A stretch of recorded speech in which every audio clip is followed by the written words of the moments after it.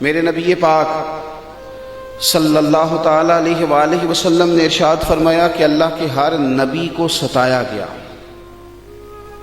فرمایا میں اللہ کا آخری نبی ہوں، محبوب ہوں، مجھے سب سے زیادہ ستایا گیا۔ اپنے ذہن میں ایک بات بٹھائیں کہ زندگی میں تکلیف آئے گی، اپنے ذہن کے اندر اس بات کو جگہ دیں کہ آزمائشیں ہر لمحہ ہیں، ہر گھڑی ہیں، ہر موقع پہ ذہن بنا لیں۔ ہمارا ذہن یہ بن گیا ہے کہ کسی نہ کسی طریقے سے سکھ تلاش کر لیں۔ میں یہ چاہتا ہوں کہ میری مرضی کے مطابق سارے کام ہوں، پھر جو کام میری مرضی کے خلاف ہو جاتا ہے مجھے وہ تکلیف دیتا ہے۔ حالانکہ اگر بندہ سیکھ جائے کہ مرضی میری نہیں چلے گی، مرضی رب رسول کی چلے گی، جب وہ سیکھ جائے نا تو بعض تکلیفیں بھی اسے مزہ دیتی، بعض آزمائشیں بھی اسے مزہ دیتی۔ بعض اوقات اگر کہیں کوئی چیز کڑوی بھی آ جائے نا تو بھی فائدہ دے جاتی ہے۔ قرآن مجید میں متعدد مقامات پر آزمائش کا ذکر ہے، متعدد مقامات پہ اللہ کے امتحان کا ذکر ہے، متعدد مقامات پہ کہا گیا کہ تمہیں آزمایا جائے گا۔ لیکن ہمارا یہ طریقہ ہے کہ نعمتیں آتی رہیں تو ہم راضی رہتے ہیں، اور کسی جگہ اگر کمزوری آئے، کسی جگہ امتحان دینا پڑ جائے، کسی جگہ کوئی کڑوی چیز آ جائے۔ محمود غزنوی بیٹھے ہوئے تھے، پھل کھا رہے تھے، تو ایک مالٹا محمود غزنوی کے قریب آیا تو اس کو توڑا، مالٹے کے ٹکڑے ہوتے ہیں، اس کی کاشیں بن جاتی ہیں۔ ایک ٹکڑا اس نے نا کھانے سے پہلے ایاز کو دیا، ایاز فٹافٹ کھا گیا۔ اب محمود نے دوسرا حصہ اسی مالٹے کا اپنے منہ میں رکھا تو تھوک دیا، اتنا کڑوا۔ پھر پلٹ کے نظر ڈالی ایاز پہ تو کہنے لگے یار تو عجیب آدمی، اتنا کڑوا تھا تو نے بتایا نہیں، گٹ گٹ کر کے تو کھا گیا ہے۔ تو اس نے جو بات کی نا جواب میں، وہ سمجھانے لائق ہے، وہ سمجھنے لائق ہے، وہ غور کرنے کی بات ہے کہ اس طرح بھی ہوتا ہے۔ اور ایاز کہنے لگے بادشاہ سلامت، تیرے ہاتھوں سے نا ہمیشہ ہی میٹھے ملے ہیں، اب ایک کڑوا آیا تھا میں تھوک دیتا تو کوئی آئینے وفاداری تو نہیں ہے نا، میں نے اس کا ذائقہ نہیں دیکھا، میں نے تو وہ ہاتھ دیکھے۔ وہ خدا جو نعمتیں دے اور اتنی دے کہ کہے تم سے گنی نہ جائیں، اتنی نعمتیں دے، تو وہی رب اگر کہے وَلَنَبْلُوَنَّكُمْ بِشَيْءٍ مِّنَ الْخَوْفِ وَالْجُوعِ وَنَقْصٍ مِّنَ الْأَمْوَالِ وَالْأَنفُسِ وَالثَّمَرَاتِ، تمہیں ضرور آزمایا جائے گا، خوف کے ذریعے، بھوک کے ذریعے، مال اور جانوں کی کمی کے ذریعے تمہیں آزمایا جائے گا۔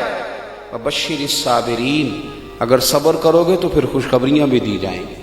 تو اگر اللہ آزمائے میرے بھائی، اگر رب آزمائے تو جس طرح اس کی نعمتیں آگے بڑھ کے جھولی میں ڈالتے ہو نا، اسی طرح یہ بھی کہنا چاہیے کہ دکھ قبول محمد بخشا، راضی رہن پیارے۔ امام علی مقام نے میدان کربلا میں ہمیں بتایا ہے کہ مجھے رب نے اعزاز یہ دیا تھا کہ رسول پاک کا نواسہ بنایا۔ لوگوں میری شان یہ ہے کہ میں مولا علی کا لخت جگر ہوں، میرا مقام یہ ہے کہ میں نے سیدہ طیبہ طاہرہ حضرت فاطمہ الزہرا کا دودھ پیا ہے، میرا مرتبہ یہ ہے کہ میں جنتی جوانوں کا سردار ہوں۔ یہ خدا نے نعمتیں فرمائی ہیں۔ اور پھر خدا نے کہا حسین آنا میدان کربلا میں آ کے امتحان بھی دے۔ تو امام علی مقام کی زندگی ہمیں سبق دیتی ہے کہ اگر ساری نعمتیں، ساری عزتیں، ساری سعادتیں تیرا مقدر ہیں تو امتحان دینا پڑ جائے تو پھر بھی تجھے خوشی خوشی امتحان دینا ہے۔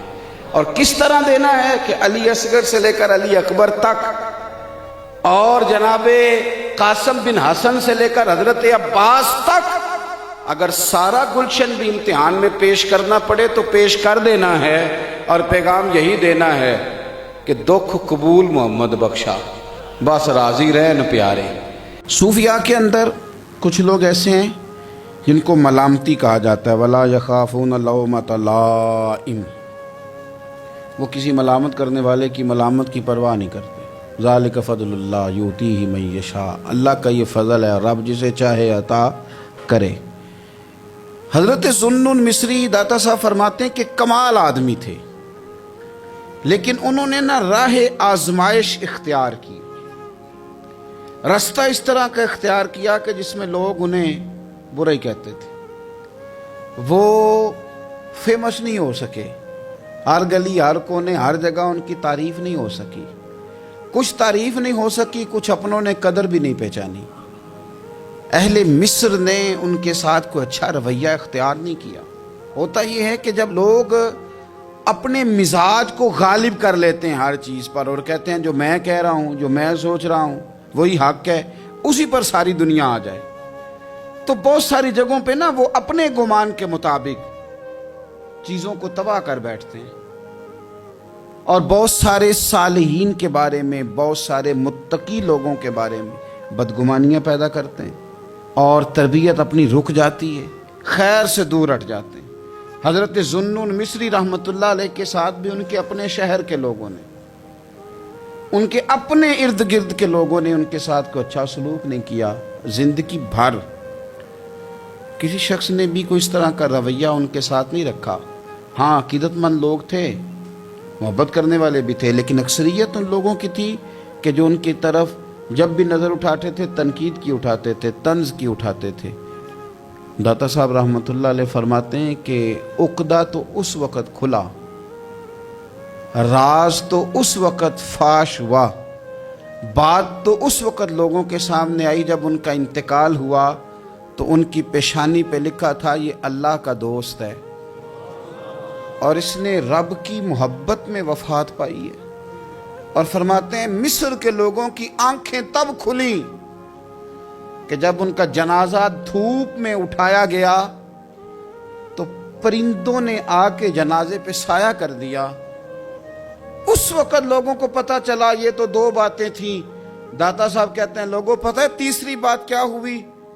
جس دن حضرت ذوالنون مصری کا وصال ہوا 70 نیک لوگوں نے رسول پاک کی زیارت کی، اور ہر بندے کو خواب میں آ کے اللہ کے محبوب نے فرمایا آیا اس لیے ہوں کہ ذوالنون مصری کا انتقال ہو گیا ہے اور میں نے ان کا استقبال کرنا، ان کو آگے بڑھ کے خدا کے کرم کی خوشخبری سنانی ہے۔ رسول کائنات میرے مرنے پہ ہر سو شور مچ جائے گا دیکھو گے، کہنے الوداع سرکار خود تشریف لائیں گے۔ اور درویش نے کہا تھا بعد مرندے مکھڑا میرا ہو جاوے جے تازہ، پھر سمجھ لینا محبوب میرے نے آن پڑے ہے جنازہ۔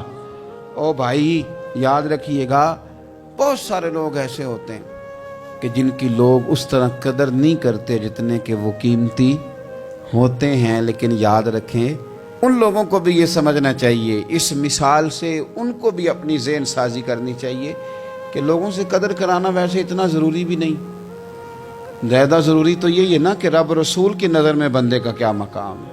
اگر وہاں مقام ہے تو پھر لوگوں کی گڈ بک میں آنا کو زیادہ ضروری بھی نہیں، اگر وہاں پاس ہے تو بس پھر جے کر سائیں وسون کچھ اجیاں نو تو پھر کیڑا مائی دا لال اجاڑ سکتا ہے، پھر ضرورت کیا ہے اس قدر زیادہ پریشان ہونے کی۔ اب کوئی بھی میڈیا کوئی بھی کھول لیں جو اتنا زیادہ بدتمیز ہے نا، جو ہر بزرگ کے بارے میں بک بک کرے، جو ہر بندے کو برا کہے، جو ہر ایک کی پگڑی کھول کے رکھ دے، وہ زیادہ بڑا ہو جاتا ہے۔ زیادہ جو اس کو بھی گالی دے، اس کو بھی برا کہے، یہ معروف ہونے کے لیے، مشہور ہونے کے لیے، یہ بڑا بننے کے لیے لوگ یہ کام کرتے ہیں، بڑا بننے کے لیے ایسے ایسے۔ اور میری قوم بڑی منفرد ہے، کبھی کبھی تھوڑا بہت سفر کرتے ہیں تو لوگ دکھاتے ہیں یہ بندہ یہ کہہ رہا ہے، اس کا کوئی جواب دیں، تو میں کہتا ہوں یار آپ نے تو ہمیں بڑا سستا سمجھ لیا، ہر بندے کا جواب دیں، اس کی اوقات ہے اس کو جواب دیا جائے، ہر ایک کو آپ جواب دیں، ہر ایک کو تو جواب نہیں نہ دیا جا سکتا۔ حضرت ملا رومی رحمۃ اللہ علیہ فرمایا کرتے تھے، میں پہلے بھی آپ کو وَإِذَا خَاطَبَهُمُ الْجَاهِلُونَ قَالُوا سَلَامًا، آپ فرماتے ہیں کہ رب نے قانون بنایا کہ جب جاہل بحث کرے نا اسے سلوٹ کرنی، وہ کہے گا میں جیت گیا ہوں، جاہل جو ہوا وہ کہے گا صحیح کہ میں، وہ جی میرے تو سامنے کھڑا ہی نہیں ہوا، وہ تو بھاگ گیا، وہ بھائی بھلا کیوں نہیں کھڑا ہوا، اس نے تجھے اس قابل ہی نہیں سمجھا کہ تیرے سامنے وہ قابل التفات ہی نہیں۔ تو میرے عزیز اتنا زیادہ الجھاؤ نہ پیدا کریں، ادب کریں، اکرام کریں، احترام کریں۔ کیا خوبصورت لفظ ہیں حدیث پاک کے، میرے رسول کریم علیہ السلام نے فرمایا میرا ادب کرو مجھ سے پیار کو اس لیے کہ میں اللہ کا رسول ہوں، اور فرمایا میرے صحابہ کی عزت کرو اس لیے کہ وہ میرے صحابہ ہیں، میرے صحابہ ہیں، میری وجہ سے میرے غلاموں کا اکرام کرو۔ یہاں بحث ہوتی ہے، صحابہ کے بارے میں لوگ باتیں کرتے ہیں اور بڑی بڑی کھل کے باتیں کرتے ہیں اور بے لگام ہو کے تبصرے کرتے ہیں، کوئی پوچھنے والا نہیں۔ اور اہل بیت نبوت یار تو نے بہت بڑی جرت نہیں کی یہ بات کہہ کے کہ ذرا علی کو مولا بھی نہ کہنا. بہت بڑا سیانہ بندہ ہے, سنا ہے بہت اونچی جگہ بیٹھ کے درس دیتا ہے, بڑی محترم جگہ, اور وہ کہتا ہے کہ چونکہ مولا کے کئی معنی تو کچھ جاہل بندے ایسے ہیں جو معنی بدل کے اور معنی میں لے لیں گے, لہذا حضرت علی کہو مولا نہ کہو, یعنی اسے بھی مولا نہ کہو جسے نبی پاک نے مولا کہا ہے, اسے بھی مولا نہ کہو, اس کی بات مان کے. یار آپ دین کا حسن ضائع کر رہے ہیں. آپ رسول کریم علیہ الصلوۃ والسلام جس کا جو اعزاز بیان کریں گے حضور کی نسبت کی برکت سے, امت اس کا وہ اعزاز نہ صرف مانے گی بلکہ جانے گی. کیا خوبصورت جملے. حضور نے فرمایا میرے علی کا چہرہ دیکھنا عبادت. حضرت ابو طلحہ انصاری کہتے میں نے تجسس کی نظروں سے دیکھا. صحابہ ہمارا بڑا بھلا کرتے تھے نا, کہتے میں نے تجسس کی نظروں, حضور سمجھ گئے کہ اس کی نظروں میں سوال ہے. حضور نے فرمایا النظر الی وجہ علی عبادہ, علی کا چہرہ دیکھنا. حضرت ابو طلحہ کہتے میں نے تجسس سے دیکھا تو حضور مسکرائے. سوال میرے اندر تھا کہ حضور ہم تو دیکھ رہے ہیں تو جو نہ دیکھ سکیں, ہم تو دیکھ رہے ہیں. تو حضور نے فوراً کہا ذکر علی عبادہ, اس کا خالی ذکر بھی کرتے رہنا تمہیں عبادت کا ثواب ملتا رہے گا. تو نبی پاک صلی اللہ علیہ وسلم نے جو اکرام کی سیڑھیاں بتائیں, جو آداب کے طریقے رسول کریم نے بتائے, وہ سارے اس لیے بتائے کہ امت ان کا ادب کرے, امت ان کا اکرام کرے, امت ان کا احترام کرے. ہمارے محدثین کی ایک پوری جماعت گزری ہے, ایک بڑی عجیب بحث انہوں نے لکھی ہے. کہتے ہیں جناب بہت سارے لوگوں نے حضرت فاطمہ الزہرا سے زیادہ روایتیں کیوں نہیں کی, بی بی پاک سے, خاتون جنت سے زیادہ روایات مروی کیوں نہیں. اللہ اکبر. تو ایک صوفی بزرگ نے کمال لکھا ہے, وہ کہتے ہیں اصل بات یہ ہے کہ بہت سارے بزرگ تھے جو ڈرتے تھے کہ جب آپ کسی سے حدیث لیتے ہیں تو پھر آپ کو نا اس کے احوال بھی بیان کرنے پڑتے ہیں. تو بڑے لوگ ڈرتے تھے کہ اتنا بڑا نام سیدہ پاک کا اور ہم اس پر بات کریں, سیدہ پاک پہ بات کریں. اعلیٰ حضرت کے چھوٹے شہزادے کی بات میں نے کئی دفعہ سنائی ہے. وہ فرمایا کرتے تھے مجھے اللہ کی عزت کی قسم میں نے اپنے نبی کی بیٹیوں کے نام کبھی بغیر وضو زبان سے ادا ہی نہیں کی. ڈر آتا, ڈر آتا. او ہو اتنی مقدس ہستیاں, لوگ کانپتے تھے. توبہ توبہ. اب تو بحث کرتے ہیں, کہتے تھے حضور کی ازواج کے بارے میں بات کریں, ام المومنین حضرت خدیجہ کی بات کریں, حضرت حفصہ کی بات کریں, ام حبیبہ کی, سیدہ طیبہ عائشہ صدیقہ کی بات کریں. لوگ ڈرتے تھے, خبردار کوئی ایسا جملہ نہ نکل جائے. بھائی نسبت کا اکرام, جب کوئی حضرت عائشہ کی عزت کرتا ہے تو دراصل میرے نبی پاک کا اکرام کرتا ہے. جب اہل بیت نبوت کا ادب کیا جاتا ہے تو رسول کریم کا ادب کیا جاتا ہے.